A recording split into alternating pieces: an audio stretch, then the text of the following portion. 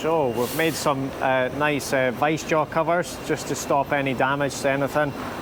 So these come in standard lengths about 240mm. These are specifically designed for a record 25 vice, something that's quite industrial, but you know, comes in handy with these. So they just simply clip over the top and slide on, and they are nicely held in there. Just do the same. You can clamp up anything in there without damaging it.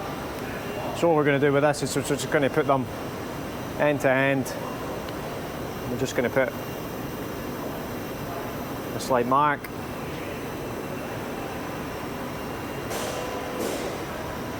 And then we're going to cut them down from there. So the easiest thing to do to cut them down is, we've obviously got a bandsaw here, that's the easiest thing, but you can use a normal saw, even a Stanley blade will be able to cut through them.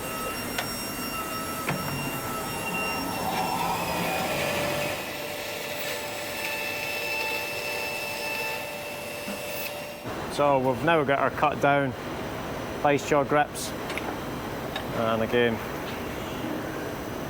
just slide them on there. And that's you. And the last end bits can just be disposed of or keep for something else. What we'll do is we'll put the dimensions of these online as well, just in case you've got your vices a little bit different. So now we've got our vice jaws installed, we can now put, you know, something that we don't want to get damaged by the teeth.